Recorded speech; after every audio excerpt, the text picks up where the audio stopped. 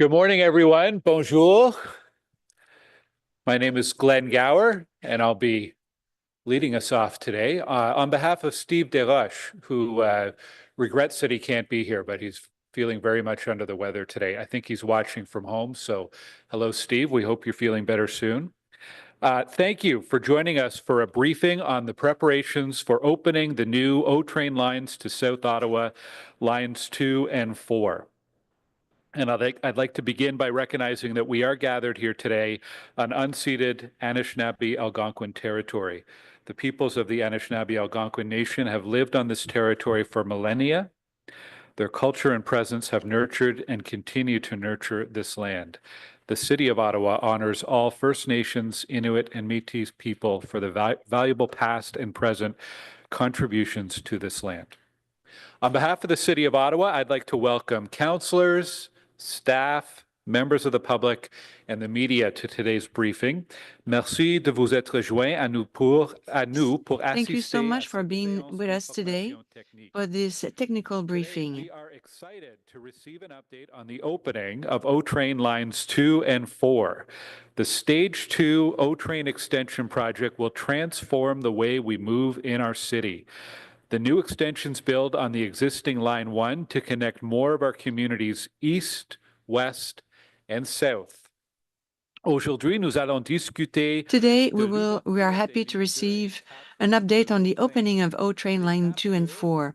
The Stage 2 O-Train extension project will transform the way we move in our city. The new extension will connect us in the east, west, and south. New Stadler-Flirt trains moving across 19 kilometers on Line 2 makes light rail transit accessible to more communities in Ottawa. The upgrades include higher capacity trains, longer platforms at stations, and enhanced connectivity for active transportation. And the new network connects to 3 park and ride lots at Bowesville, Leitrim, and Greenboro, creating new accessible spaces for customers. Line 4 stretches 4 kilometers and provides a connection to the airport, making it easier for travelers, airport employees, and residents to explore our city. Les changements comprennent l'augmentation de la capacité. The changes include higher capacity trains, longer platforms at stations, and enhanced connectivity for active transportation. The Line 4 stretches 4 kilometers and provides a connection to the airport, making it easier for travelers, airport employees, and residents to explore our city. I am excited, and we are excited to be so close to opening the first of our Stage 2 extensions. In October, we gathered here to announce the start of trial running for the South Extension. And as we've previously heard, trial running provided valuable insights for both OC Transpo and Transit Next, and adjustments are being made to enhance the system's reliability before we open for passenger service. Over the next few weeks, the OC Transpo team will continue working with Transit Next to ensure that lines 2 and 4 are ready for the public. Over the next few weeks, the OC Transpo team will work with TransitNet and provide with some enhancement so that Line 2 and 4 are ready for the public. To riding the new system firsthand, and I'd like to express my thanks to the entire Transit Services team for their dedication in ensuring the system is both safe and reliable. Thank you. With us today from the Transit Services Department to deliver the presentation, we have René Amilcar, the General Manager, Richard Holder, Director of Rail Construction, Troy Charter, Director of Transit Service Delivery and Rail Operations, Pat Scrimger, Director of Transit, Customer Systems and Planning, and Amanda Thompson, Manager of Strategic Communications. They'll be available to answer your questions today. After the briefing, I'll open the floor to questions from councillors who are here in the room and online. You'll each have one question and one follow-up. And if time permits, we can do some additional questions as well. And when members of council have asked their questions, we'll take a short recess before resuming with media availability. Et je cède maintenant la parole à Madame René. I now give the floor to René Amilcar. Thank you so much. Hello, everyone. I'm very happy and very proud to be in front of you. This is a very important day for us. To be here with you today with the update you have all been waiting for. Today, we will be bringing you up to speed on the results of trial running and substantial completion, and outlining the plan and date for opening. Next slide, please. I would like to begin today by taking a moment to reflect on the journey that has brought us here. Transit in Ottawa has come a long way.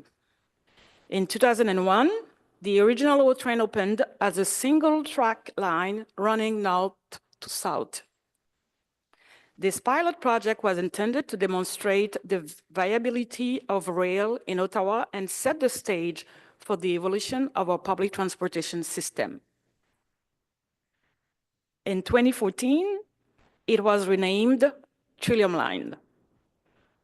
For many years, the Trillium Line served the community well, providing reliable service for customers, including many Carleton University students. This success eventually contributed to support for the Confederation Line project to begin building a light rail transit network in Ottawa. Since the system was growing, a new, clear identity system for the O-Train network was required that uses numbers and colors to improve refining for transit customers. And so today, while the line is now called O-Train Lines 2 and 4, our goal is to build on the strong story of the Trillium Line with enhanced features and an extended length to serve new and growing communities in the South. We didn't get here without a lot of hard work. Over the past 4 years, we have taken our time to ensure that the system is built right, applied lessons learned throughout each phase of the project, and tested the system from an early stage to build up the confidence that it will be reliable and safe. We have also actioned the recommendations from the public inquiry report, as well as our own lessons learned and the recommendations from third-party reviews. We haven't rushed this. We took the time required to ensure throughout testing, practice, and preparation. We have also developed a close, collaborative relationship with TransitNext to ensure that as we enter the operations and maintenance phase, we are both fully ready. This collaboration began during the construction phase and has continued to be emphasized all the way up to trial running. We have had the same objective: build a safe and reliable train system to serve our residents. We are focused on being as transparent and open as possible with council and the public so that you can have confidence in our rail system. In the spirit of that transparency, let me be clear. Even with all these preparations and lessons learned, we know that from time to time, there will be service disruptions on these lines. That's the reality of operating any transit system. On lines 2 and 4, there are 2 key challenges we know we will face. The long sections of single track. While single track helps to balance cost and reliability on the train system this size, it can pose challenges to operations. And we will need to continually monitor and manage the stability of the public information displays to provide customers with accurate information on their trips. However, I want to reassure you that we are taking the required amount of time to practice, develop, test, and adjust our team's training and operating procedures to be sure we are ready to respond. I'm confident that OC Transport and our maintainer, TransitNext, are ready for the new challenges of revenue service. I'm proud of the work we have done, and I'm confident in the system. The benefits of this expansion will be felt across our city, transforming the way people move and making our transit system more reliable. By extending our transit network to more communities, we are transforming Ottawa, making it an even better place to live, work, and play. Next slide, please. Today, there are a number of items we will discuss, and several members of my team are here to present. Richard will go over the results of trial running, substantial completion, and the regulatory reviews required to launch lines 2 and 4. Charles Charter, which is the Director of Transit Service Delivery, will provide information on OC Transpo's system preparation activities. Pat will provide information on bus service through the launch. Finally, Amanda Thompson will talk about how we are supporting customers during the opening of these new lines. In addition, representatives from Ricardo are available virtually to answer any questions you may have. As you will hear from Richard shortly, Ricardo is an independent third-party oversight body who oversaw the trial running and provided recommendations that have informed our opening plans.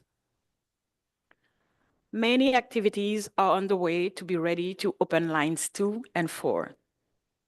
Today's announcement is built on the successful completion of extensive planning, testing, and commissioning to ensure the system is ready.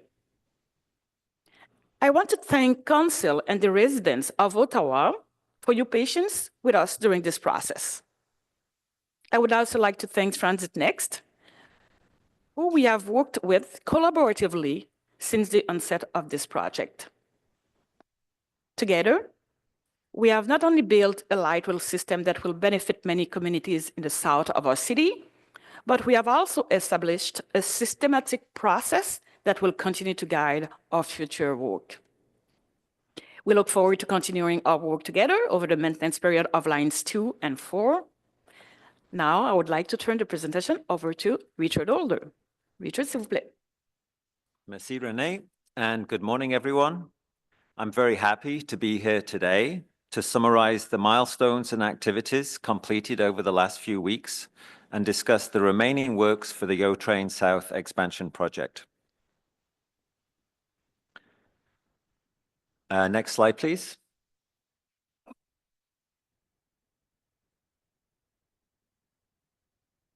Thank you. So as a reminder, there was a 14-day trial running period to assess on-time performance of Transit Next. The chart here shows that trial running results were very strong, and Transit Next successfully completed the first 14 days with a 99.5% 14-day rolling average, exceeding the required 98.5%. This means, as a reminder, that 99.5% of trips departed within 30 seconds of the planned departure time from terminus stations. These results were very consistent and very strong. Next slide, please. Also, during trial running, the City and Transit Next tracked system and subsystems for their reliability.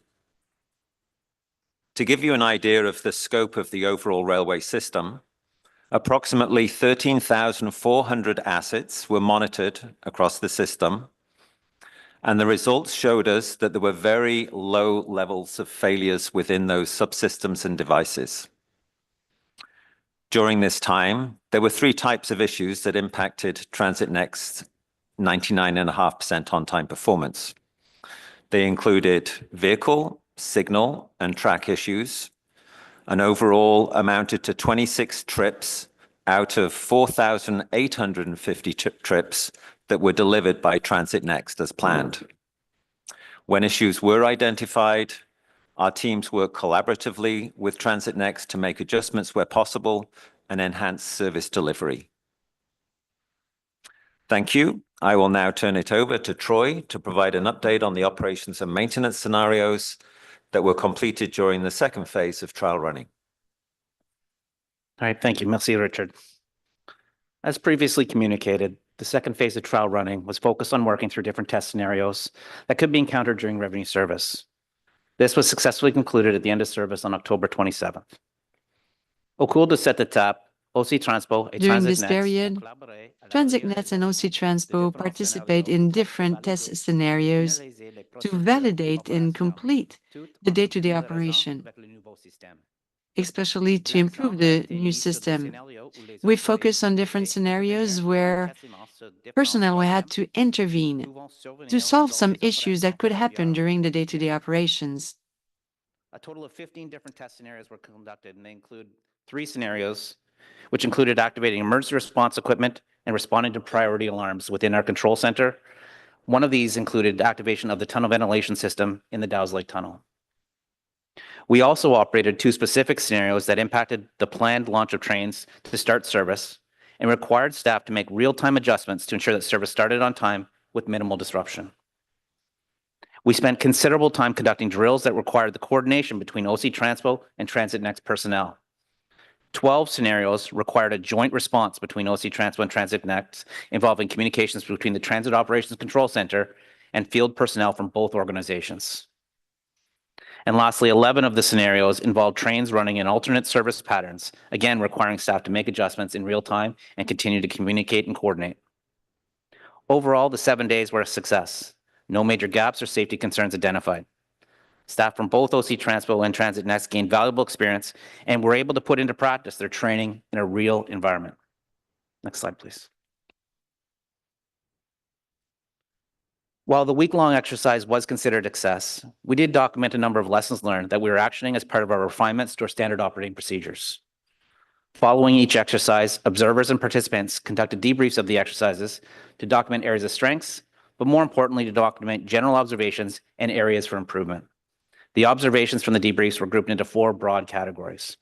First category being the audio messaging for customers on trains and at stations. Ensuring the accuracy of the audio messages as well as the information displayed on the public information screens is extremely important. We also include in this category reinforcing the importance with staff of providing frequent updates to customers, whether it be on the train or on the platform. Second category was operational signage, enhancing clarity and wayfinding for passengers, including the deployment of temporary signage, which will help assist customers in navigating the system. Strengthening and practicing internal communications was the third category. Communications between train controllers, operators, and the maintenance team is key to boosting response efficiency during service disruptions. A high degree of communication is required in responding to incidents, and continued practice on the radio protocols will serve to ensure that all our parties receive the information they need in a timely manner and are kept up to date. And lastly, the fourth category was our alternate service plans. So based on our observations, some of our alternate service plans, or what we call diversions, have been adjusted to ensure more seamless and reliable service. I'll now pass things back to Mr. Holder. Okay, thank you, Troy. Throughout every step of this project, we have had independent third-party oversight. I want to focus on the oversight that was provided during the trial running period. So we had 4 key consulting teams that were providing oversight during trial running. The first is Ricardo Rail. Ricardo Rail worked as a system integration verifier, but importantly, they provided oversight during the trial running period. Ricardo Rail participated in the daily trial running meetings, as well as having personnel in the field to review the system performance. AECOM was involved, providing oversight of all maintenance activities. So their main duties were looking at the work that was taking place within the MSF during the overnight engineering hours, as well as other activities on the line. Senna is our independent safety auditor, and they have the responsibility of ensuring compliance with all safety requirements on this project. and AW Hooker is the independent certifier. They verify all our certifications for payment to Transit Next, but importantly here, they validated the trial running and confirmed that the trial running objectives have been achieved. All of these independent and third-party experts brought unique expertise and insights, and their input and recommendations were and continue to be implemented in all aspects of this project. Next slide, please. So based on observations during trial running, Ricardo Rail provided key recommendations for a successful launch of lines 2 and 4. At a high level, some of the actions that we are taking in response to these recommendations include having ongoing practice for our operational staff. As you will hear from Troy, we want to make sure that the appropriate response to any disruptions becomes automatic for our teams, and that comes through practice. Another key recommendation was to introduce the system to a group of volunteers. And this is why, as you will hear later, we had a large dress rehearsal last weekend with a large number of city staff and family members.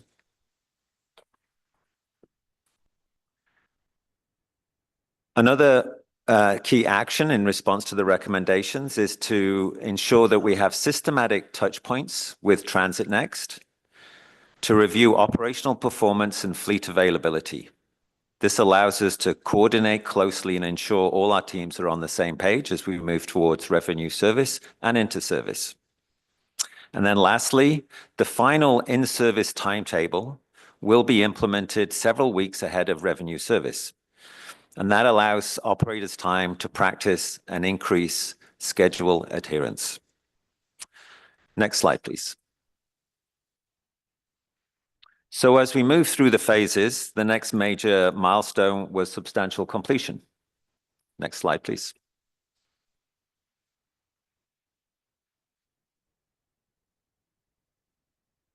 So a thorough and detailed review process was followed to achieve substantial completion. Transit Next submitted their substantial completion notice to the city on November the 14th. The city reviewed their submission, provided an assessment to Transit Next and the independent certifier, and then the independent certifier reviewed Transit Next's submission and the city's assessment. Ultimately, the independent certifier issued a substantial completion certificate on November the 26th. This milestone means that all major project elements were completed. Next slide. As is typical on all construction projects, achieving substantial completion also means that there may well be minor deficiencies that are completed after substantial completion. On this project, there are a number of items that will be outstanding.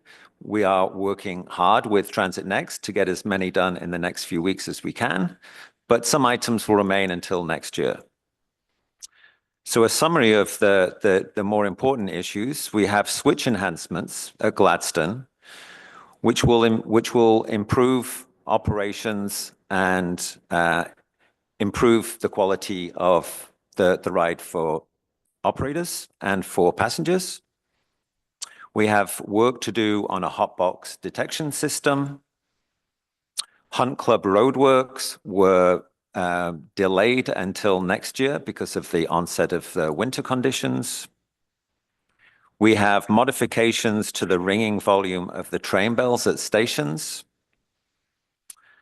And we have two important items that we are working hard to have resolved before revenue service. So building the reliability of the passenger information displays and the replacement of several defective sensors in the elevators. As I said, we're aiming to have this work completed prior to the start of revenue service, and other items like topsoil and tree planting and landscaping items will occur early next year. Next slide, please. So moving on to the next phase, the regulatory review process. Next slide, please. Our teams have been working to advance the required safety oversight elements and regulatory certificates needed for revenue service. There are two key safety oversight elements that Transit Next must provide. The first was the submission by Transit Next of the safety case, which has been received by the city. The second is the receipt of the final report from Transit Next and a review of Transit Next safety case by the city's independent safety auditor. This is a requirement for revenue service. Lines 2 and 4 are federally regulated, and OC Transpo has now obtained the two regulatory certificates that are required. They include the Certificate of Fitness by the Canadian Transportation Agency and an updated Railway Operating Certificate by Transport Canada. Before I hand it over to Troy to talk about system preparations, I want to say a big thank you to the multiple teams that have been working around the clock to get us to where we are today. Your dedication and professionalism has brought us to the success that we have now. Thank you, and over to Troy. All right, thank you again, Richard. So we're at the system preparations phase, and while we're progressing through the substantial completion and all the regulatory reviews and all that final work that Mr. Holder was talking about, our team is also working concurrently on the final system preparation activities. Next slide, please.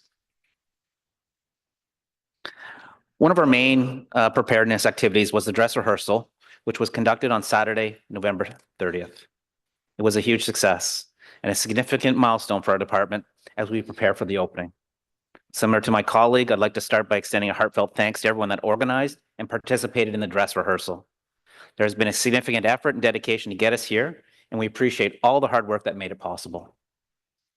More than 500 volunteers and staff took part, providing OC Transpo with the opportunity to observe how customers interacted with various parts of the system. In addition to operating the service for the first time with passengers on board, the dress rehearsal included a wide range of different scenarios that are likely to occur during service.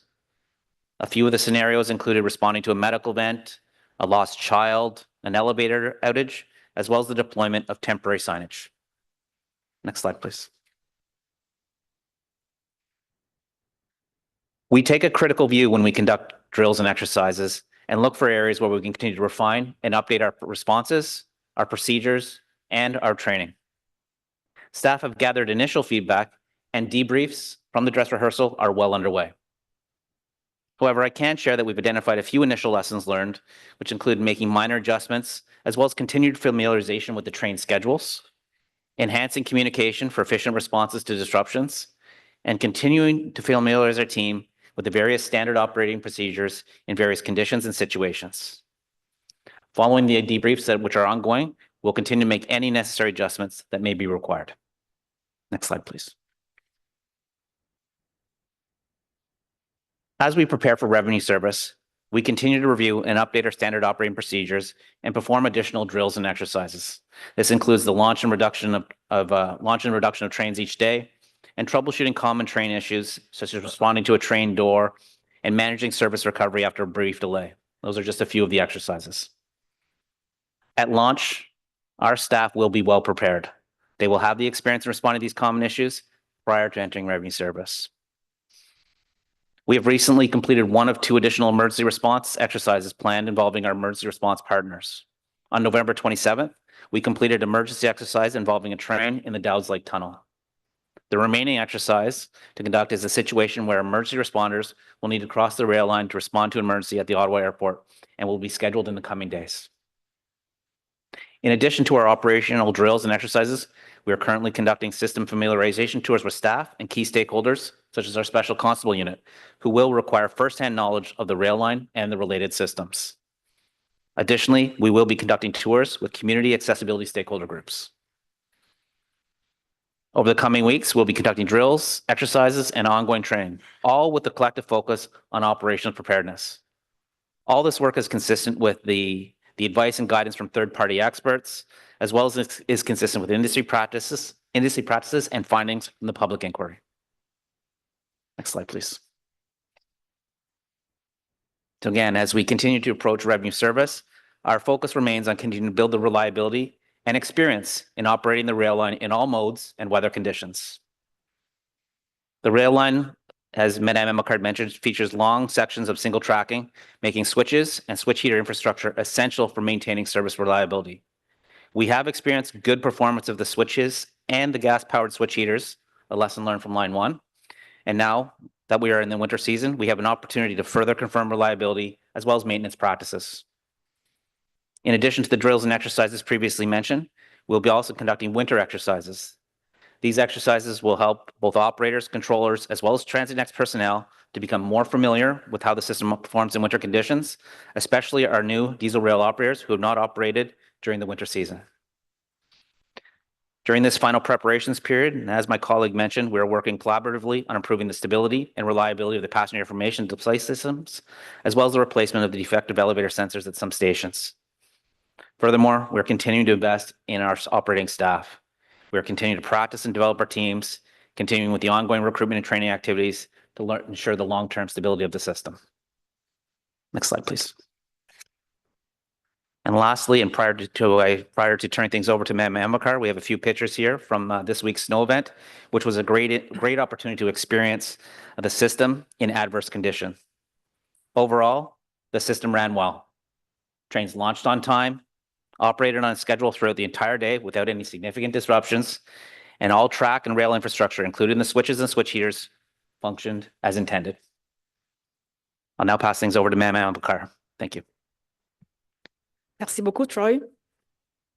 Now that we have a complete picture of where we stand and the key tasks remaining to open all train lines 2 and 4, I'm excited to announce an opening date. I would like to personally thank my entire team for their hard work and collaboration that has brought us to this major milestone. Thank you to my colleagues in the rail construction program, transit service delivery, and rail operations, and everyone at OC Transport.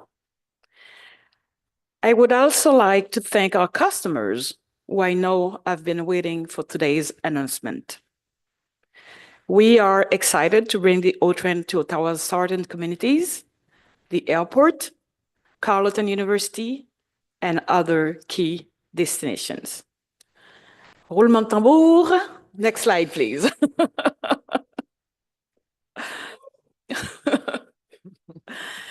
The O train lines 2 and 4 will officially open for weekday service on January 6th, 2025.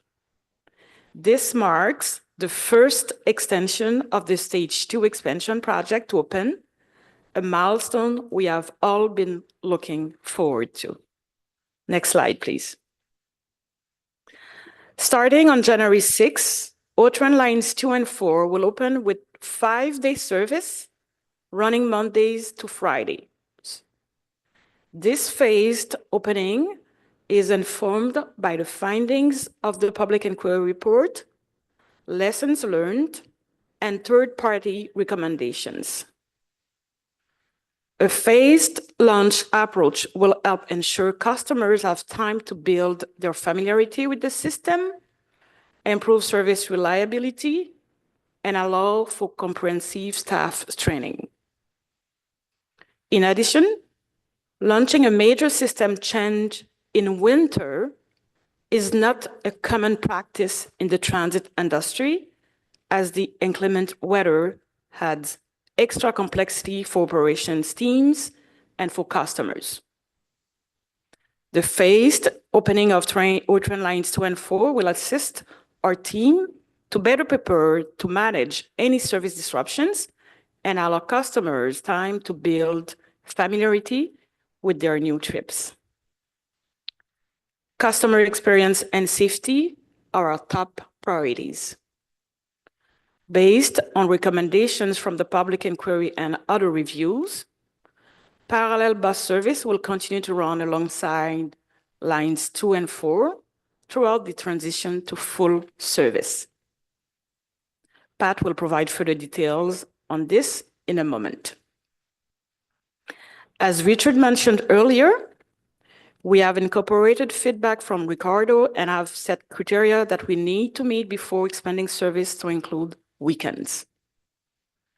Each phase will take a minimum of 2 weeks. Throughout this time, staff will assess the system to ensure it will deliver a positive customer experience. Once the system demonstrates the performance we expect, then we will expand to the next phase of service. Before implementing the next phase, information will be communicated on various channels to inform customers of the expanding service. Next slide, please. The phased approach follows lessons learned from the public inquiry, you know now, recommendations from Ricardo, and has proven successful in other cities. I think it's not a secret for everyone that I'm the president of the International Association of Public Transport, and I have the opportunity to speak with many different transit agencies from around the world. Many new systems have taken a phased approach to opening new lines. Some examples include Riyadh Metro in Saudi Arabia is undergoing a 4-week phased launch from December 1st to January 5th. In Paris, the Réseau Express Régional used a phased launch in 2024 with reduced service hours and limited number of trains. Finally, we know that Montreal, the REM, launched a portion of their system in summer 2023. They have reported that the phased approach has allowed for customer familiarization and enabled work to continue where needed, while still providing service to customers. As I mentioned previously, our goal is to ensure a smooth transition for customers, and a phased approach will be key to achieving this. Next slide, please. Service on line 2 and 4 will ramp up over several weeks in a phased approach. In phase 1, lines 2 and 4 will begin with 5-day service operating Monday to Friday. This will continue for approximately 2 weeks. Overall performance will be monitored and assessed during the first phase, and moving to the next phase will only occur when the system consistently demonstrates safe and reliable performance. During this phase, parallel bus service will be in place, running 7 days a week to ensure customers have reliable, familiar travel options. We invite everyone to try out the new train lines when they are comfortable, with the reassurance that bus service continues to operate. Additionally, our OC Transport outreach staff will be on site throughout this transition period to assist customers. Next slide, please. Once the system has satisfied our performance standards, O-Train Line 2 and Lines 2 and 4 will move to 6-day service operating Mondays to Saturdays. This is expected to start a minimum 2 weeks after opening the line. Parallel bus service will continue running 7 days a week during this time as well. Similar to the first phase, this 6-day service will continue for at least 2 weeks and will be monitored and assessed before a decision is made to move to the third phase. Our outreach staff will continue to be on site to provide support. Next slide, please. After satisfying our performance and reliability requirements while operating 6 days a week, we will then move to operate full 7-day service, running Mondays through Sundays. Parallel bus service will continue 7 days a week as part of the transition to full service. It will only be gradually reduced when it is clear it is no longer required. Now I will hand over to Pat, who will provide details on parallel bus service. Pat, à toi. Merci, René. Un service d'autobus sera assuré en parallèle des A lignes parallel 2 et bus 4. service will be provided along lines 2 and 4 on various bus routes, including 97. These buses will provide a replacement service if any service interruptions occur. This approach is based on the recommendations of the public inquiry and on lessons learned as well. This map shows the 3 bus routes that will provide parallel service to lines 2 and 4. You can see in the gray, running parallel to the green line 2, the B2 bus service that will run between Bayview Station and South Keys Station, serving all of the O-train stops along the line. That's the same service that's been running during the construction period. Route 97, which runs from Herdman to the airport, will continue to run to the airport in parallel to the blue line 4, and it makes connections with line 2 at Walkley, Greenboro, and South Keys stations. And in the south, Route 99 will continue to run from Barrhaven to Greenboro and in peak periods to Herdman, making connections with line 2 at Leitrim, South Keys, Greenboro, and during peak periods at Walkley. And we will also have a standby bus or more if required, waiting at or near Limebank Station in case they are needed to be launched into service in case of any service disruptions in that part of the line. And this will operate in this pattern through the 5-day phase and the 6-day phase of train operations. And then there's one small change that comes on the next slide, please. When 7-day service starts, we will modify Route 99 slightly in Riverside South so that in addition, it will make a connection with line 2 at Limebank Station, the end of the line, allowing everyone in Barrhaven and Riverside South who's along Route 99 to make an easy connection to the train, either at Limebank or at Leitrim. And then later on in the spring, in April, when we begin the new ways to bus, new bus route network, that's when we will bring more bus routes into all of the connecting points, all of the stations along the line for the full integration of the bus system with the 2 new O-train lines. And so now I will pass over to my colleague Amanda Thompson. Merci, Pat. Comme l'a mentionné René, nous sommes As ravis Renee de has said, pouvoir we're accueillir very, les very différents pleased services to de be able to Newcastle. launch While lines 2 opening these and lines is 4. exciting, we also recognize that it does mean change for many of our transit customers. So over the next few slides, I'll provide an update on our plans to support customers and ensure they have all the information they need to confidently use the new train lines and bus connections. Next slide, please. Our top priority is to provide customers with the information and support they need to successfully navigate their trip as the South Extensions open over these 3 phases. This means that we'll be meeting customers where they are and providing them with the resources and tools they need to understand and plan their trip during this exciting change. Over the past month, we've started to implement our customer education and marketing plan. On your screen right now, you can see a few examples of the advertising campaign that's already begun. Our advertising is tailored to key customer groups who will use lines 2 and 4, like students, workers, or families, and also to promote some of the important connections that the train will provide, for instance, to the airport or to Carleton University. The visibility of this campaign will be increasing over the next few weeks and will continue throughout the phased opening. Next slide, please. We've divided our campaign into 3 phases. This approach ensures that it's flexible, robust, informative, and supports and prioritizes customers to navigate the new system and the changes to their trips.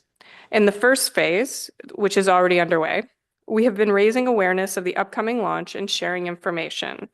Updates have been available through frequent messages across many channels and directing customers to the resources available on octranspo.com. Beginning today, we're transitioning into the second phase of the campaign. The focus here is to ensure customers are prepared and informed about the phased opening of lines 2 and 4, ongoing parallel bus service, and when decisions are made to extend rail service to both 6 and on to 7 days. For our customers, this means they will see more prominent and detailed customer information. It will include information on the opening date, the phased opening of lines 2 and 4, and the parallel bus service. It will also include important trip planning tools, including the travel planner and the transit app, which will be important for customers to plan their trips in advance of the line going into service. In this phase, we will also be doing additional advertising across social media, billboards, and digital spaces. Another way we're reaching customers will be by distributing information brochures on our buses, at customer service centers, and at the Ottawa airport. To help ensure we are reaching every customer who may be affected and also to encourage new riders, we have developed a partner toolkit which has essential messaging that our partners will be able to share with their networks. One of those key partners is Carleton University, where students and faculty will be receiving newsletters and digital resources in order to get up to speed about how their trip to campus will change in 2025. As part of our partnership, we will also have student-focused ads online and on digital screens across campuses to help build awareness and ensure everyone knows where to find resources to plan their trip on octranspo.com. This second phase will be continuing until January the 6th, at which point we will move into the third phase of the campaign. This phase will include additional advertising on radio, print, bus shelters, and more. The full variety of campaign messages will be released at this point during this phase in order to reach a broader audience across the city. This includes messages for families and those who may use the system for recreation, shopping, or weekend trips. Our goal is to encourage new riders to try the system and make it a regular part of their travels. We are also planning to send a mail out to 120,000 households near the new lines, and will also be distributing a brochure at park and ride lots to inform those nearby residents and encourage new customers to try transit. Throughout every phase, we are actively monitoring customer feedback. Our campaign is data-driven and flexible. It allows us to adjust as needed to ensure we are prioritizing and supporting customers with the information they need. Next slide, please. We know that there's a lot of information for everyone, and customers will certainly have questions. As service gradually increases on lines 2 and 4, we will have information available through several channels in order to assist customers. There's a few I would like to highlight here. As of today, our travel planner is updated, and the transit app itself will be updated in the near future to allow customers to plan their future trips on lines 2 and 4, starting with weekday service, and then it will be updated as we move to 6 and 7-day service. Social media, octranspo.com, and signage at stations will provide additional information and support during the service rollout. We will also have outreach staff at key stations to support customers throughout their trip. This approach will ensure that we are meeting customers where they are and support them through every step of their journey. Next slide, please.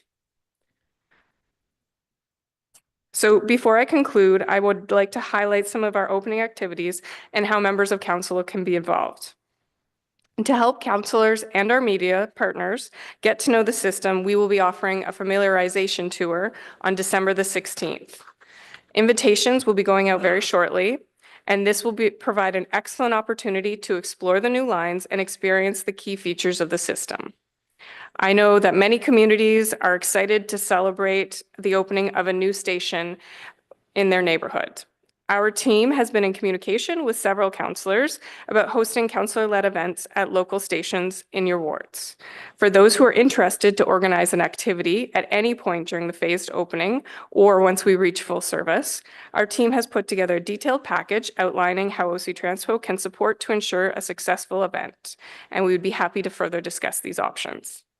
Once full service is achieved, and as we approach the start of the New Ways to Bus network, we will announce further opportunities to attract new customers. And finally, we continue to look forward to hosting a marquee event that will take place once the system has demonstrated reliability and is operating 7 days a week and in alignment with the New Ways to Bus network.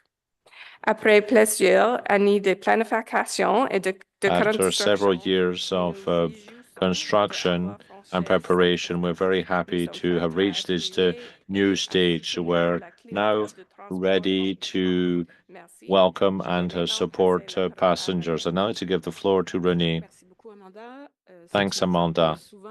This is something that we don't talk about much, which is very, very important in such a big project, I think. Key dates from today's presentation. First and foremost, thank you for attending today's technical briefing and listening to our presentation. I know this is a lot of detail and complexity. I look forward to welcoming councillors and media to a familiarization tour on December 16th. We will open lines 2 and 4 in 3 phases, beginning on January 6th with weekday service. We will then gradually expand to 6 and full 7-day service as the system demonstrates it is consistently achieving our expectations for reliability and performance. Throughout this time, parallel bus service will continue. Finally, the new ways-to-bus network will be implemented in April 2025. This will mark a major transformation of our entire transit system. Our goal throughout this time is to make this a positive transition for customers. This planned and measured approach is essential for ensuring we get it right. It allows us to adapt to the new system in phases, giving everyone, including customers and employees, time to adjust while continuing to offer bus service. As we come to a close, I want to once again express my gratitude to the entire OC Transport team for their dedication to get this project to this point. I know that, like me, you are excited and proud of this accomplishment. The opening of lines 2 and 4 marks a major milestone as the completion of the first extension to the O-Train network. This is a testament to the hard work of our teams, but our efforts don't stop here. As the new lines open to the public, our team will continue to work to ensure a smooth and successful launch of lines 2 and 4 and the other extensions in the coming years. This is an exciting time for OC Transport, and I look forward to welcoming both returning and new customers to try the new system in a few weeks. Maintenant, je vais ouvrir I'd now like to give the floor to all those who might have questions. Thank you. Thank you. Merci. Amanda, Pat, Troy, Richard, Thank and you, Renee. Amanda, Pat, Richard, and We'll Renee. start with questions from councillors, and we'll start with councillors who are in the room. If you have a question, just raise your hand. I think we have a microphone for you that we'll bring over. Yes, and then if there's any councillors online, please raise your hand on Zoom, and I'll watch for hands. Councillor Leeper, you had the first hand up, so over to you. And thank you very much for giving us that date. I am extremely excited to ride the train, in particularly when it opens for passenger service. And I'm pleased January 6th looks like it's a return to class for the Carleton University students. So that's good news for them, obviously. Madame Amilcar, vous avez dit que I'm sorry to do it in English. You will move between phases of the running when it is consistently meeting expectations for reliability and service. I'm just wondering what those expectations are and how they will be as transparently communicated as during the trial phase. Merci. Thank you for the question. I can start, and maybe Richard can help me too. So we know that we have done so far very great with the trial running, substantial completion, everything, but we know that we can expect problems with the train and with the transit as a whole. So we want to make sure that we will monitor everything, and we will take our time to make sure that when we launch for 7 days, it's will because we will have fixed everything that would need to be fixed. However, we don't know at this time what kind of things that we will need to face. So that's why we have to take a smooth approach to make sure that we get familiarization with the system as well, even if we have been working for months, for years now. But now everything is integrated. And now we have a real timetable, we have operators, and we have to put everything together to make sure that everything is almost perfect, I would say. Richard, would you like to add something? Yeah, thank you, Renee, and thanks for the question. So there's a couple of key items. So the first one, as we say repeatedly, safety. So if there are any incidents that are considered to be of a safety concern, then we would certainly take a pause. We would want to do an investigation, get to a root cause to make sure that we would not have any reoccurrence of any kind of safety issue. The other item is related to how Transit Next has to achieve their performance targets once we're in service. So we talked about the trial running criteria, which was on-time performance. That was just for trial running. When we move into revenue service, the metric and the key performance indicator that we're looking at is the kilometers achieved on a day-by-day basis. And there are a number of planned kilometers, and then there is the kilometers that are achieved by Transit Next. And we'd be looking at the end of, so we'll run for 2 weeks, the 5 days and the 5 days, and we'll be monitoring the kilometers achieved, and we'll be looking for that 98% target for kilometers achieved before we kind of feel comfortable about moving to the next phase. And that metric is a good kind of overall key indicator of the performance of the system. If we're having problems with the system, if there's anything that's causing interruptions, we would not be achieving those kind of that high bar of 98%.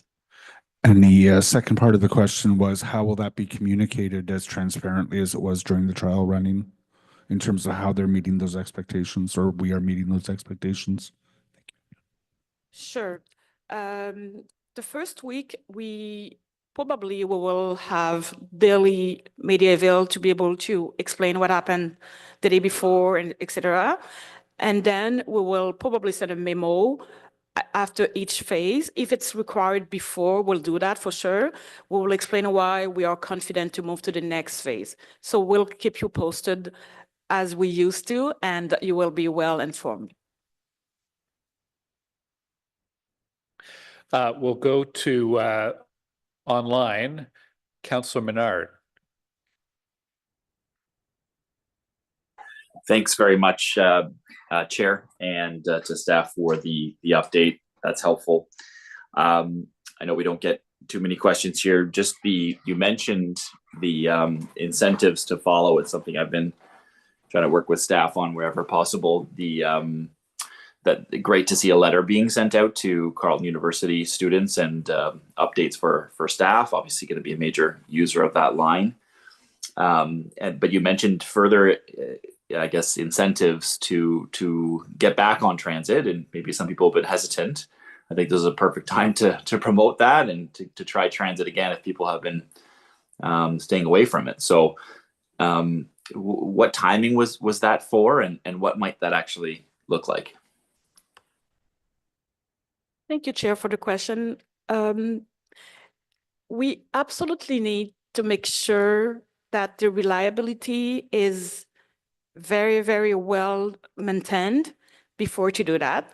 So that's why after the 3 phases, we will propose something to probably via the Transit Commission, where what we can do to welcome people and maybe bring this incentive, as you said, to welcome new customers, and we will continue to work on. We have a good idea, but we don't want to do it now because a good marketing needs a good product. So we want to make sure that the product is perfect, and then we'll come back. Okay, thanks.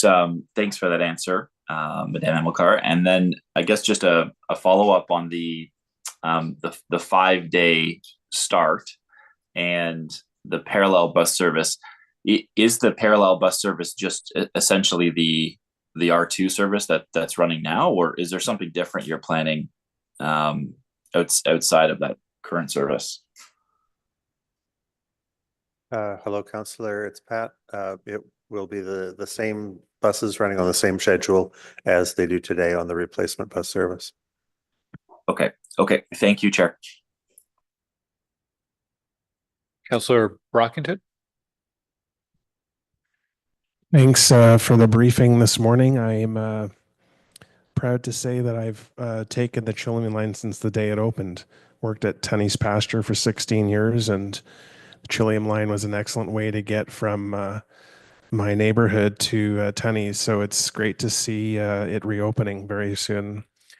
I think the sentiment from many that are hearing the news now is that if we've been testing for 2 years, if you deem the line ready and open and safe, it should open 7 days a week, not 5.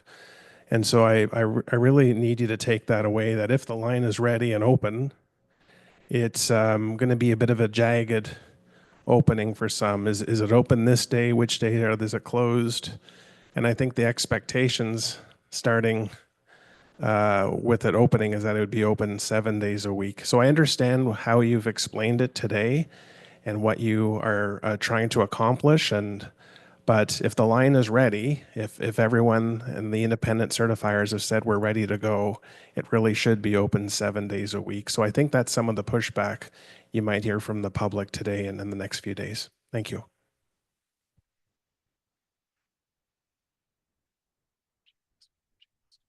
Thank you, Chair. I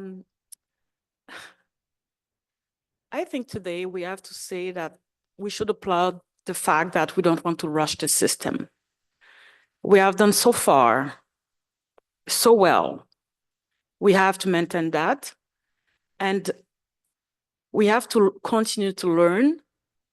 It's something to run trains for years. It's another thing to run trains with a timetable, with 9 trains daily, with all of the systems. When you will have the chance to come, you will understand that it's not only running the train, it's so many other things behind the scene that you cannot even imagine. The TOCC is a good example where we have controllers, we have consultants that help us to make sure that everything is perfect. The fact that the Trillium line is totally different than the conversion line. You must run the trains on the Trillium line. So the rules are so important. A tiny, tiny error can stop everything. We want to give this confidence to our people, and it's recommended everywhere. I had the chance to speak with a lot of leaders around the world. This approach is the best approach to make sure that we build the confidence, that we build the reliability, and then people will come. Councillor Carr, did you have a question? Yeah. Yes, thank you very much, Chair, and thank you for this presentation this morning. During trial running, we read media reports that there were times when there weren't enough operators to run the trains. How many operators have been trained on the Trillium line when we go into effect?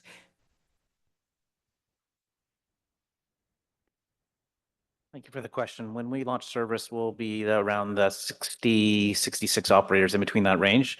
We're still going through our final certification process for our operators. And then as we get into revenue service, we're going to continue to recruit and train so that we always have a pool of operators to be able to supply for the natural attrition that will occur that we see on the bus and the other rail networks. So, but when we launch, we'll be at around that 63, 64 range of operators. All right, and those operators are dedicated exclusively to the Trillium line? Yes, yes. That's part of our safety management system. Operators that are on line 1 will stay on line 1. Operators that are on line 2 stay in line 2. Different systems, different technology, different regulatory regimes. So we don't want them crossing back and forth. So operators are dedicated to that line. They do have the opportunity once a year to revert back to going back to a bus operator position if they so choose, but they are dedicated to the rail one. Okay, thank you. Okay. Councillor Lowe online has a question. Thanks, Chair. Apologies for my voice. My questions are sort of more pointed, more specific, I guess, for the south end relating to the bus service. So with phase opening starting on the 6th of January, that means that Route 74, that's the day that Route 74 will be extended to Line Bank. Would that be correct? Councillor, Route 74 will be extended to Line Bank physically a few days before that, but that'll be the first day that the station will be open and there'll be the possibility of a train connection. Okay. Oh, right. It comes with the service change. I get it. The second question then is when we hit 7-day service, I noticed that you had I noticed that Route 99 will be adjusted to travel into Line Bank Station as well. I'm the way I'm seeing it is after it goes through Riverside South, it could sort of just continue on to Leitrim and offer a connection there until the new ways to bus. So can you sort of provide a rationale behind the rerouting of 99 down to Lime Bank when 7-day service begins? Okay, sure. So first of all, the connection will be there even during the 5- and 6-day operation. The connection will be there at Leitrim Station. Once we're at 7-day service, we'll have Route 99 make the detour into Line Bank Station as well. We expect from that point that most customers who are traveling from points west of Line Bank Road, whether they're coming from Barrhaven or Riverside South, will change to the train at Line Bank. But as we outlined, we'll still have the parallel service from Line Bank through Leitrim and up to Greenboro and Herdman and peak periods for those who either choose that or to back up the train in case there's any interruption on the train service. Okay, thanks very much. I'll follow up with you more specifically offline. Thanks, Chair. Okay. Do we have any other questions in the room from councillors? No? Any other councillors want to do a follow-up? We have the floor. Councillor Devine, over to you. Hello, just one follow-up question, and I think my colleague may have a follow-up question. So you mentioned, I believe you mentioned that you have or will have 66 operators in time for your January 6th launch. As you phase up towards full-time service, do you require more than 66 operators, or was having the requisite amount of operators for full service part of your certification in the first place? No, thank you for the follow-up question. I'll clarify a little bit. So we are in the process of training upwards of 66 operators. When we launch in January, our operators are going through various phases right now. So when we launch in January 6th, we'll be slightly below that number, and then we'll get up to that 66. But as well, we're going to continue to recruit and train additional operators for the ongoing stability of the system. So we'll be above that number when we, at midpoint during the year. But we know that we'll have sufficient numbers when we get up to the 7-day service. So let me just clarify then. Is there a difference between the number of operators you require to run the service full-time at 5 days and the number of operators you require to run the service full-time at 7 days? Is there a difference between the number of operators required? Yes, there is. And by January 6th, how many operators do you require to run the service full-time 5 days a week?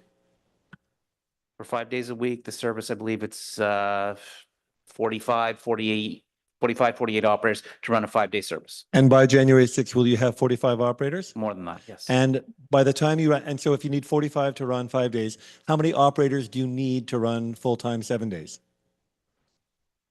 We'll need it around that 66 number. Okay, and thank you. Okay. Maybe if I may, because this question is very important. We need a certain amount of people to run the train, but we need extra people as well to make sure that we can continue to have extra training, to make sure that we can face when people will call sick and we can deal with the leave, et cetera, et cetera. So there is a difference between how many we need and how many we will have to make sure that we avoid dealing with problems that we had to deal with, unfortunately, during the trial running. Councillor Kavanagh?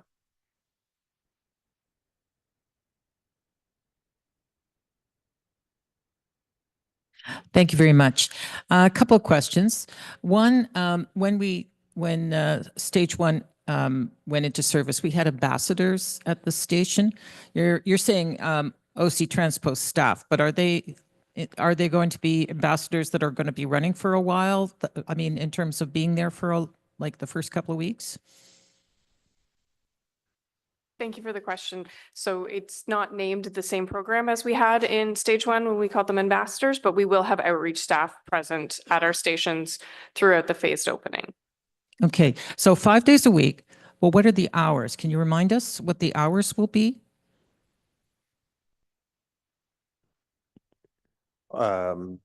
It's 6 in the morning till midnight, Monday to Friday. Starting a little later in the morning on Saturdays. I don't have the exact number in my head. And then on Sundays, it starts a little later and it finishes a little earlier. So I think it's 6:30 to midnight on Saturdays. And I think it's about 8 until 11 on Sundays, but we can check those details. Okay, so it'll be the hours that will be the regular hours that you'll be running. So there's not shortened at all. That's right. It's exactly the hours. Okay, thank you.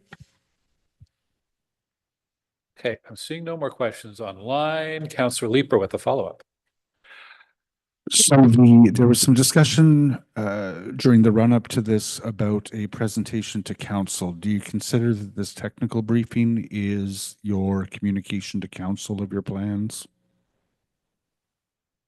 Thank you, Chair, for the question. So this technical briefing is one of, and we'll send a memo to councillors today to have a recap and to let you know what we just shared, but we will have a written document. Okay, so but it won't be on the agenda of a committee or council meeting. Okay. It's not supposed to. Okay, merci. Okay, so that concludes our councillor Q&A. We're going to take a short break and then Katrina will take over to moderate the media Q&A. Thank you, everyone.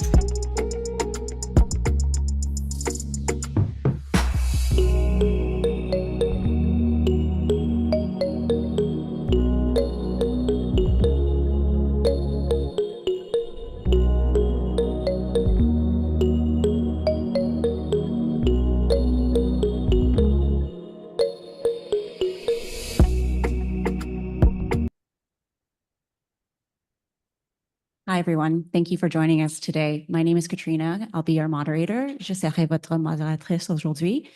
I'll invite each agency in alphabetical order to ask their questions. Please ask one question and one follow-up, and we'll do a second round. So if you could please come up to the microphone and ask your question, that would be great. Je vais inviter chaque organisme de presse par ordre alphabétique à poser une question et une suivie. Veuillez-vous approcher le micro pour poser votre question? We'll start with Elise Kerr at CBC. Thank you very much. And thanks to everyone for today's briefing. I'm just wondering if you could kind of tell us a little bit more about why there's been such an issue with the displays at the platforms and what kind of the plan is to fix that issue. Yeah, thank you for the question. So that's it's from a technical perspective, it's an interesting technical challenge. The output of the integration between the passenger display system and the Siemens train control system is data that appears on the displays, which tells people when is the next train arriving and when is the subsequent train arriving. In order for the passenger information system to work efficiently with very few errors, it receives data from the train control system. So over the last several months, the train control system has gone through a little bit of an iterative process in terms of software upgrades and patches. And every time that we do a patch on the Siemens train control system, that has an impact on the company's software that is responsible for the passenger information display system. So we're going through an iterative process. So the train control system goes through a minor upgrade, and then subsequently there's a minor upgrade that's required to the passenger information system. So what we're talking about now is errors that occur sporadically. There are some other issues that we need to resolve. And we're expecting that the number of errors will reduce as we get to revenue service. There may well still be some kind of anomalous messages that come up, but we will have a mitigation in place. And just as an example, to kind of make it real for people, if we were to move into a degraded mode, if, for instance, we had a train that was stopped, we would look at running a loop service to the north, a loop service to the south. And it's possible that the information that is being provided to the passengers on the platforms may have errors. So we would if we see that happening, we would run a message that talks about like an overall expectation that trains will be arriving every 12 minutes, rather than giving like precise times. So we have a mitigation plan in place, but we're expecting over the next few weeks for the performance of that system to improve. And my second question is related to the operators. So I understand we were talking today about how many operators were needed. This is kind of a two-pronged question. I'm wondering, is this more operators that are needed now than we thought when we originally planned the service would need to be trained? And second of all, why don't we have the number of trained operators right now that we'll need once we go into full service? Yes, thanks. Thank you for the question. The number of operators from the initial, we're going back, a couple of years when the initial plans were done, and it has increased slightly. We've gone from about 56 to 66 operators we need for service. And we're going through the progressive process right now with ensuring that we have all the appropriate number of operators. The bare bones minimum number of operators, and this is where you get into that tricky math in terms of you're looking at the number of operators, the number of shifts that you have per day, and then you have to cover days off over a 7-day cycle, and then you got to factor in things like vacation, and as Madame Amilcar mentioned, there's going to be requirements for refresher training and all those sort of things that can come up when you're in revenue service. So the bare bones number of operators that you would need would be that 41 number, but then you build in the things like operators required for vacation, for refresher training, for day-to-day fluctuations and absenteeism, and then you got some contractual obligations. So we'll have the right number of operators that we need to start service. And then we're continuing to build up those numbers and continue to build more operational flexibility and sustainability for the long term.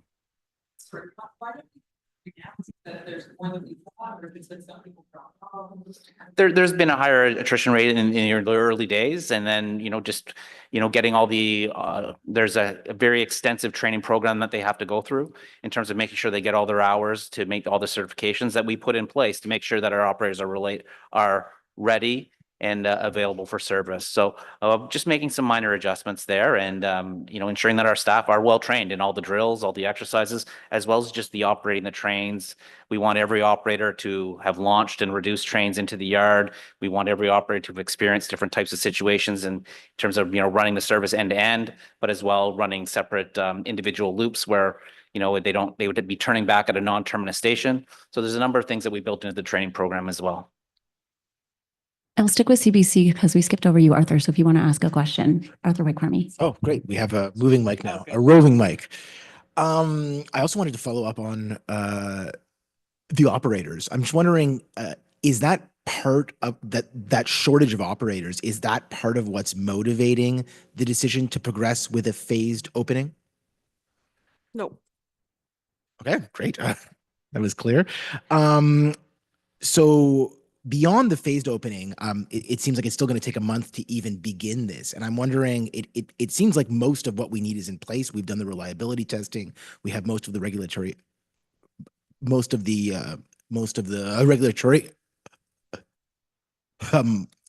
certificates. So why do we still require one more month to even begin this process? Sure. And thank you for the question. As we have said, we absolutely need to continue to build the reliability, even if, we have done great so far. We need to continue to build that. We have some operators. There is something that is important on the operator side.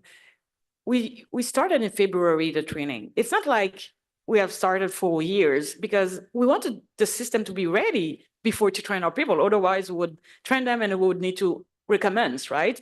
So some of them have graduated probably, during the summer, and they have never run the trains with snow. So we want to take the opportunity as well that now we are in the middle of the winter. That would be something else if we were on August. But the winter is imminent, it's there. And we have this chance, for me, it's a chance. So we will practice to make sure that everything is okay before to open to passengers. And we don't want to have to deal with the first stop train because of a switch with passengers if we have the opportunity to deal with that without passengers. The fact that we received snow this week, it was perfect. So people did very well, etc. So those things are very important. And seriously, we are lucky because, as I said, we don't typically open trains during the winter time, but we have this opportunity. We will take it. We will take advantage of that, and we will do it very, very slowly but surely. Thank you. I'm Natalie Van Roy at CTV.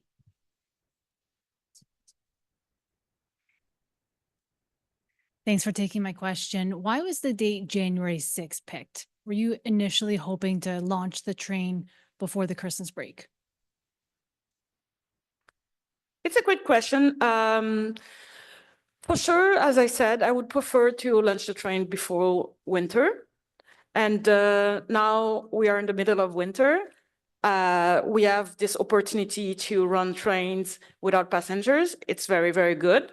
And we'll open on January 6th. It will be it will be winter, January 6th for sure, and probably it will be worse than now. But at least we would, we will have the chance to build our reliability, as I said, and people will have the reflex on running with the winter weather, and we'll adapt. That's why we have the approach to come with phases, and we'll see what will happen, and we will adapt things so that we don't want to rush the system. We will continue to run buses in parallel, so to make sure that the service is available anytime.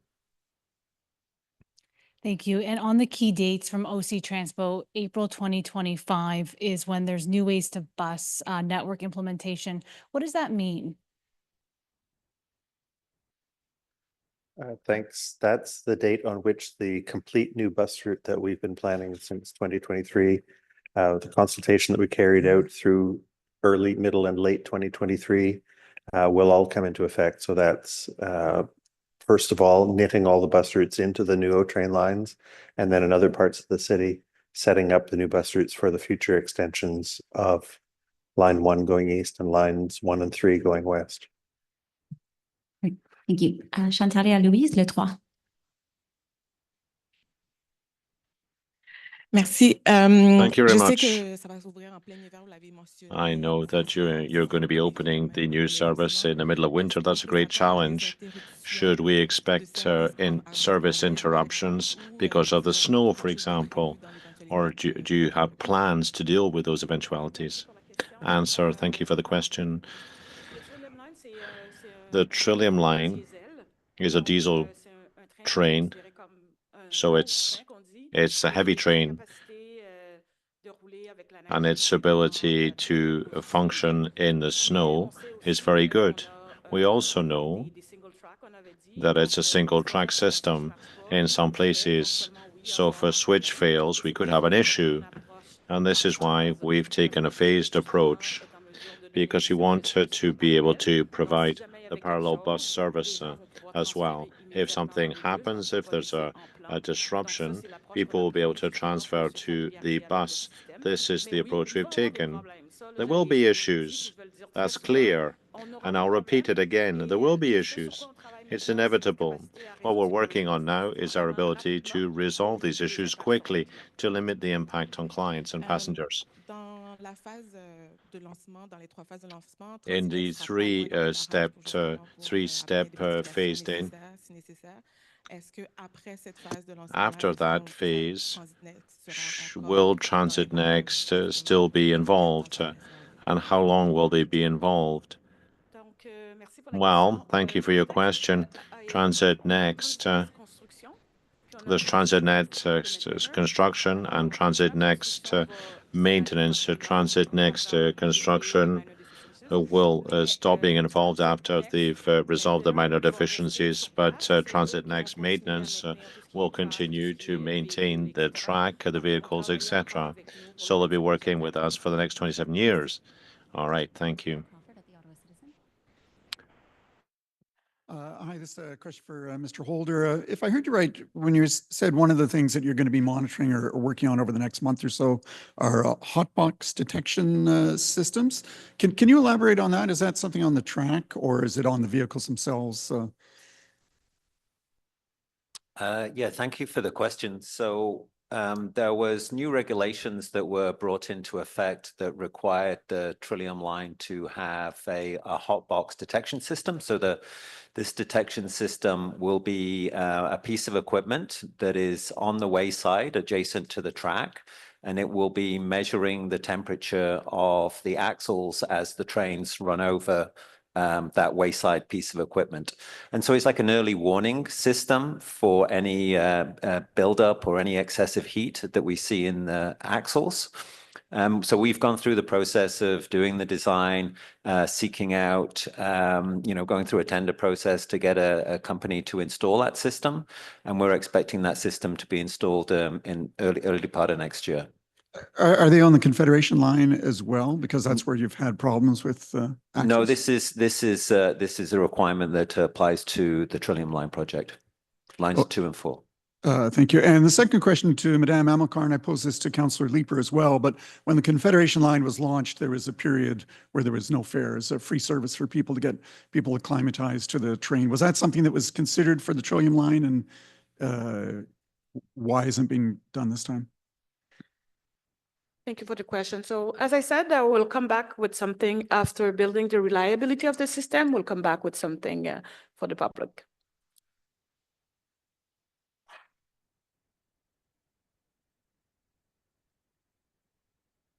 It's still possible. Thank you. Amadou Berry from Radio Canada. Radio Canada. Okay, Frédéric, Pépin. Frédéric Pépin. I have a question. A question for all of you. During the testing period, there was Thanksgiving. That was problematic for you. There weren't enough drivers, operators for all sorts of reasons. It was a holiday. Has that played a role in the date chosen for the opening, the 6th of January? There's Christmas, New Year. That would have been problematic. And could this problem arise again during spring break or during other holidays, for example, throughout the year? Thank you for your question. It didn't. It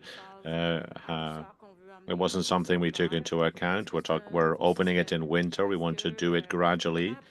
It's a new system. We've learned from our previous experience as well.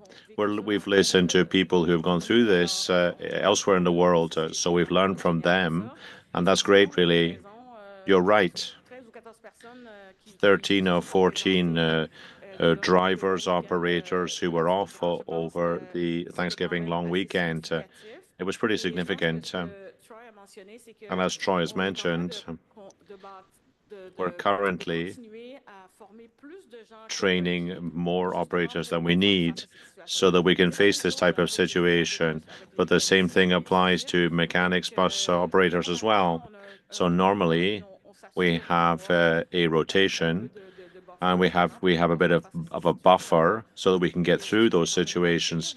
And this is what we're building now. But for the time being, we have the number of operators we need. But from experience, and in talking to others who've already gone through this experience, there are some operators who decide that they don't like driving the train. They say it's boring, for example. They'll say it's boring. I want to be a bus driver again. And that's their right. We have to be ahead of that so that we can deal with it as it comes up. And could you give the answer in English, but could you give us the information on how many trains will be in circulation? How many drivers do you need for the Monday to Friday service? How many trains on line 2? How many on line 4? The needs the same at night as during the day, for example. Well, I'll start in French, then I'll do it in English. 9 trains, 7 on the main line and 2 on the airport spur. That's easy to understand. Service every 12 minutes to provide the Monday to Sunday service. We need about 66 operators, and that includes all those who will be available on the line to cover an operator who's sick, who has to be replaced. It also includes those who are required to take CLC breaks, for example. Those are compulsory. Also, to replace those on vacation, we have to do refresh as well because we're covered by the federal government, federal legislation.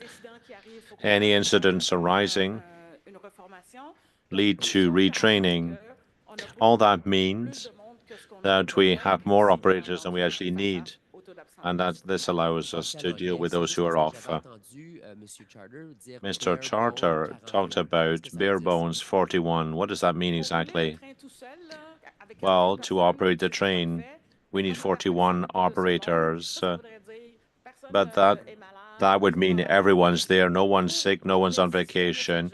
But to operate the system on a 7-day basis, 41 operators needed, but we need to have buffers as well. We'll run 9 trains all day, 7 days a week. So there is no reductions. 7 trains on the main line and 2 on the for the airport. It will be a 12-minute headway, and we have the people that we require today to run the trains Monday to Sunday. However, because of the leave, absenteeism, training, those kind of things, we need to continue to build more, to train more operators and to be able to face with attrition. Yes, that can be possible. Someone will call sick. It's the same thing with mechanics. It's the same thing with bus drivers. So we are trying to have a balance, right? We will not train 100 people, but we will need a balance to make sure that we can face with those potential issues versus to maintain a good service. Merci. Mario de Ticcio, Radio-Canada. Radio-Canada. Madame Amilcar, Ms. Amilcar, est-ce qu'on a des objectifs d'achat do you have any ridership goals or targets? How many passengers do you expect to be using the train? Thanks for the question.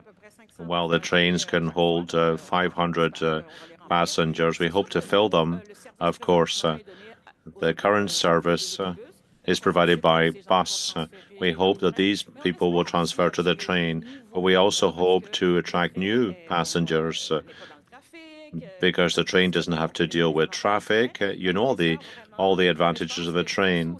That's what we hope. This is why we're adopting a step-by-step approach, because we want to build the reliability to attract new passengers. We want to keep the passengers we have and to attract new ones. And how do we do that? Is by offering a good service. I mean, how many people are taking the buses that currently serve this route? Do you know that? Do you have those figures? Well, we can get that information and we can provide that to you. You explained in English why you have adopted your phased approach, starting with a 5-day service. What will you do to make sure that you don't give people the impression that it's not completely open or completely a complete comprehensive service? That's a good question. Well, I would say this isn't based on an opinion. It has to be based on fact. Experts in transit say this is what you have to do. People might have their own opinion, but it's not. We don't make decisions based on opinions, but rather on facts. And we're doing what experts have advised us to do, because we want to be among the best in the world ourselves. Can we get through this round of questions? Because we still have a few people we have to get to, and then we're going to come back. So, Shane Seguin, Rail Fans.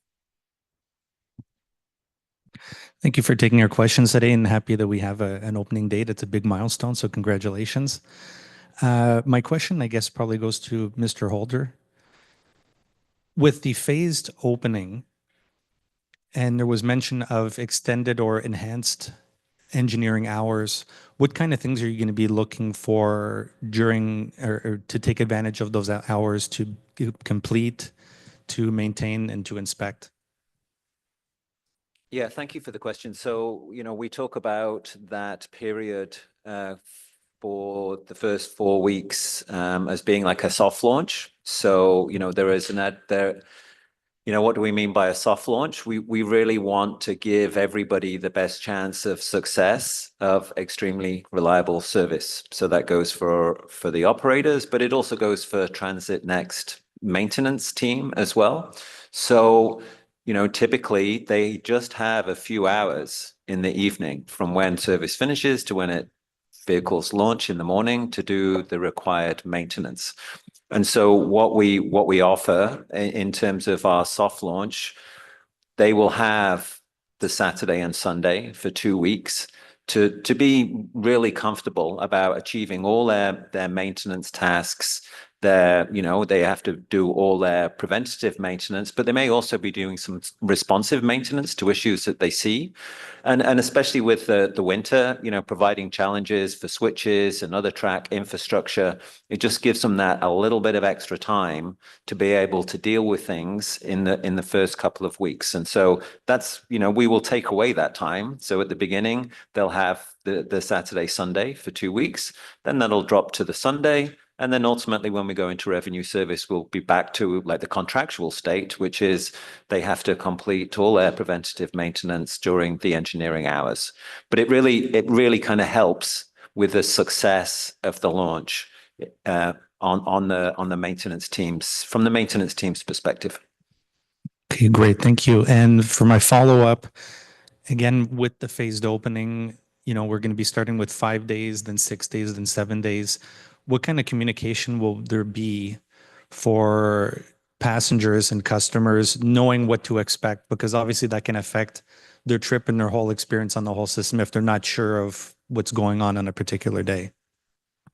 Thank you for that question. So absolutely, yes, we need to get information to customers well in advance prior to making that change to the 6 and eventually to the full day service.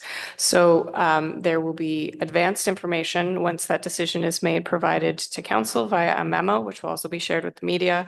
There will be information available on OC Transpo's website, on our social media platforms.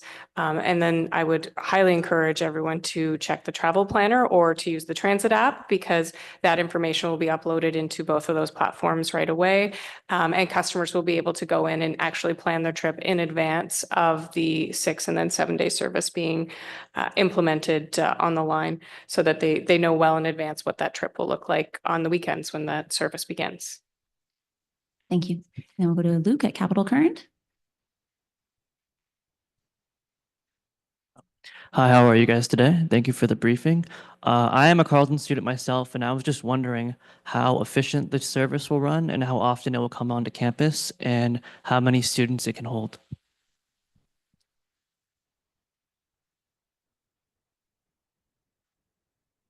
So we expect it'll be very reliable service, very much on time for all the reasons you heard about today, and for the history that we've had. The train will run every 12 minutes all day long, 7 days a week, and make connections to bus routes all across the city for people who are coming to Carleton from everywhere. The capacity of each train is about just over 500 people per train. So we expect that there's plenty of room in the early years for anyone who's traveling to or from Carleton. So we have time for a second round. Nous avons le temps pour une deuxième round. We'll start again with CBC. Arthur, if you'd like to ask a second question. Hard to repeat the answer about how this decision to move forward with the phased opening was made, not on the basis of an opinion, but on the basis of facts. Just what you said to Mario's question. Sure, thanks for the question. To start running the system, we have decided to launch it by phase because we have spoken with a lot of leaders on transit around the world, and it's the right thing to do. And I used to say that it's not an opinion. It's not someone who can say, "Oh, you should do this." It's factual. It's rational. It's what is need to be done. So we are doing that. Elise? Sure. So I guess my basic question is just if, Madame Amilcar, if you could just provide some kind of direct response to the residents that I know will be kind of disappointed that they're not going to be able to get on the service before Christmas. Thanks for the question. Because we want to be on the 6th ready to go, and we want to be able to say that we have done the maximum of things to make sure that the service is reliable. I think it's important for OC Transpo to make sure that we will be able to achieve that, because it's important. People have been waiting for years now for this service. We don't want to rush it. We know when we rush the service, we know what can happen. We don't want to be in that situation. That doesn't mean we will not have to deal with issues, but at least we would fix most of them, and we would give us time to make sure that by running the system, we can capture things without passengers instead of capturing them with passengers. Thank you. Natalie, if you have a second question? No. Okay. Chantalia? No. Claire Crawford? Oh, no. You can go to Amit. A question again for Madame Amilcar. A few weeks ago, or maybe a month or so ago, when testing was beginning, I asked you how you were feeling about it, and your answer was focused. And I assume you're still focused now, but this is a big day for you. Can you elaborate on your personal feelings now to have reached this milestone? Thank you for the question. My new word now, it's rational, factual. I don't care of opinion. I'm working with experts. This is a technical thing. We need technical decision, not opinion, not nice to have. I'm not here to please people. I'm here to deliver good service with the best of my knowledge. And by using my network, my team, we want to be proud. We want to be able to say, we have done what exactly we had to do. Follow up, I'm having dental surgery on the 16th. Anyway, we could move that media tour. Amadou Barry, Radio-Canada. J'ai maintenant une question. I have Elle a s'adresse à question. Monsieur Gower. The question's from Mr. Gower. I'd like to know what you think of the phased launch. Well, it's a careful approach, a prudent and rational approach to share Ms. Amilcar's word, and it's designed to make sure that we have a reliable system right from the outset.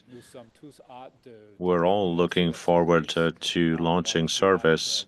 I'm looking forward myself to take the opportunity next week to ride the train myself. But this approach is the right one to make sure that when we launch revenue service, that they'll have a reliable system and service. Les expériences qu'on connaît sur l'ensemble du réseau, est-ce que vous pensez que la Do confiance you du public think that public trust will be there?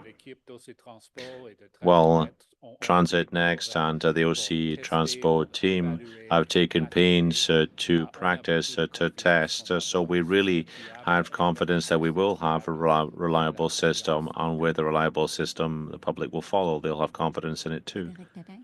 Frédéric Pépin, Radio-Canada. Okay. No?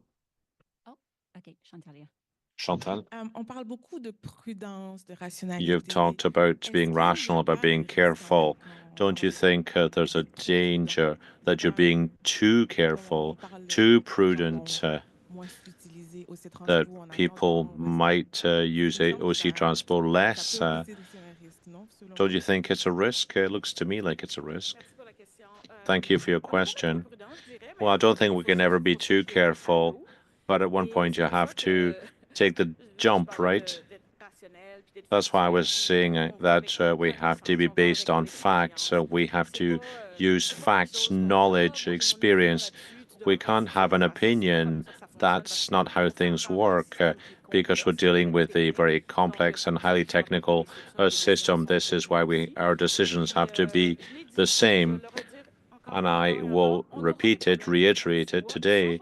We will have problems. That's inevitable. There's one thing I'm sure of is that we will have issues. However, we want to make sure that the teams be drilled so that they can deal with these issues very quickly to minimize the impact on users. Thank you very much.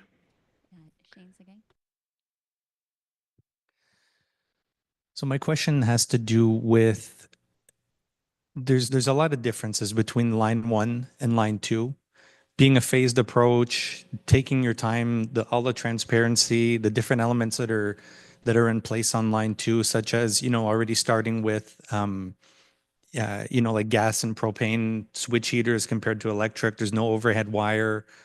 Not rushing things. Can you just elaborate a little bit on the confidence you have in the system and the approach that's being taken to make sure that when it starts, that obviously it's a rail system, there's going to be issues no matter what, and in any city, how it's going to be vastly different from what happened with line 1, what confidence and elements are in place to make a bigger difference?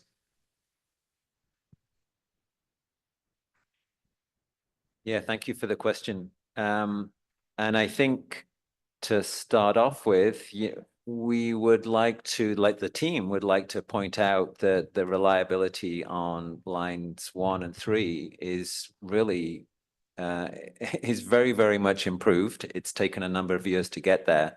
So it's not a case of there being an issue with the system itself, but there were issues with the launch. But now lines 1 and 3 are working very, very, very effectively. The reliability is great. And we've come through a winter storm. We've had many winter storms. We've had some bad days associated with freezing rain, but we feel like we're in a position now to mitigate a lot of the issues that have occurred in the past in the first couple of years of operation. So, we try and make comparisons between the east-west line and the north-south line. They're both great lines, but they're different. And so the Trillium line, lines 2 and 4, that historically they had gas switch heaters. So, and in terms of the location and the fact that we have diesel trains operating on the system, it's a whole different way of designing the system in terms of the electrification. So on lines 1 and 3, east-west, we have traction power substations. There was big hydro upgrades.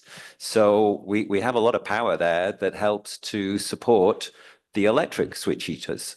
There are some locations where those electric switch heaters did not perform that well, and so we took action and we made improvements. On the South Line, we haven't gone through that big kind of electrical upgrade because it's not necessary. So gas makes sense.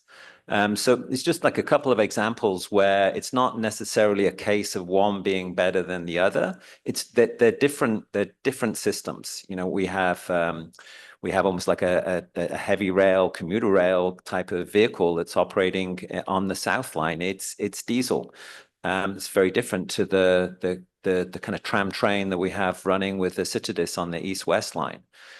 So when we make comparisons, that they are different, but we have confidence in both systems. And in terms of the confidence level now in lines 2 and 4, we've been running trains for years on the line out towards Linebank. And so we've had operators running to a timetable for many, many months.